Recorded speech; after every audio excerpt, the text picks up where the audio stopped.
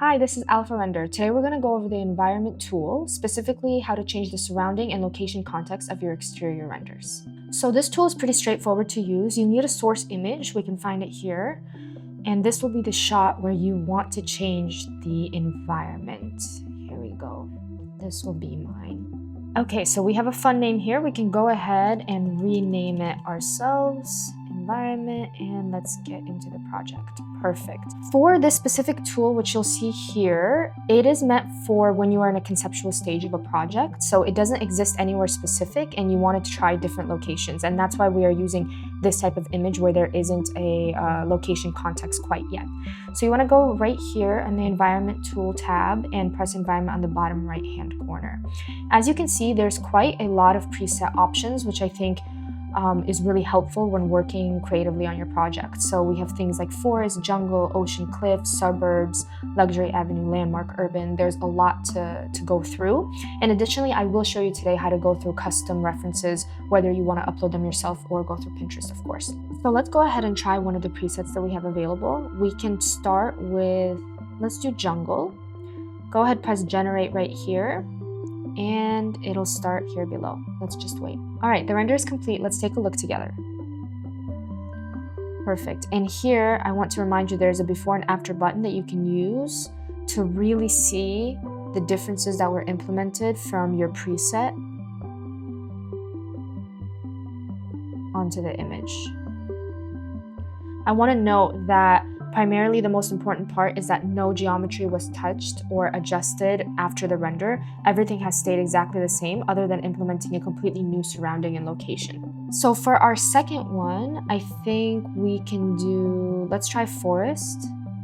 Press generate as usual and you'll see below it's queued up. Let's wait. So our second render is complete. Let's take a look together. And here we did forest. You can use the before and after as usual to really take a closer look at the differences.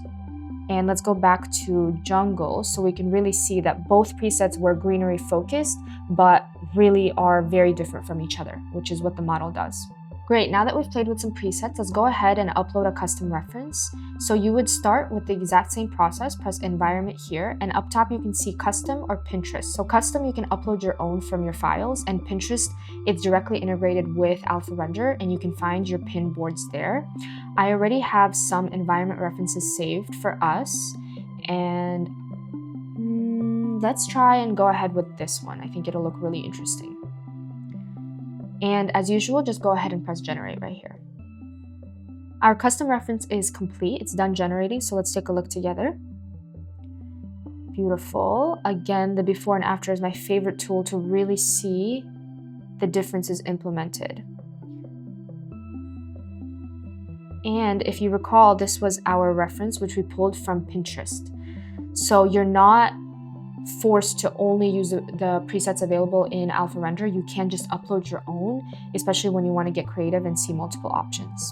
So those are 3 options that we have so far. Let's take a look.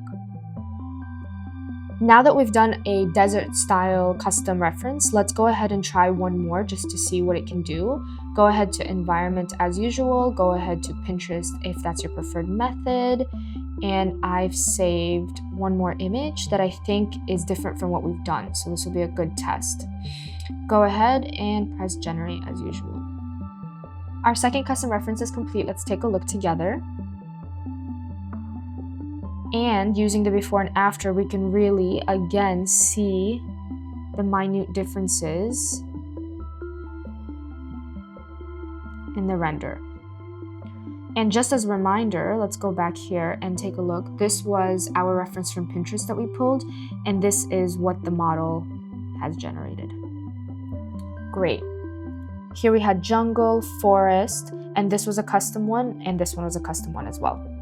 Again, this tool is really great to use in a conceptual stage where you don't have location or surrounding context quite yet, and you want to see your project in multiple different iterations. All right, so that was us on the environment tool. I hope that was helpful. If you have any questions, definitely leave them below and send this to someone that you think would find this useful. I'll see you on the next one.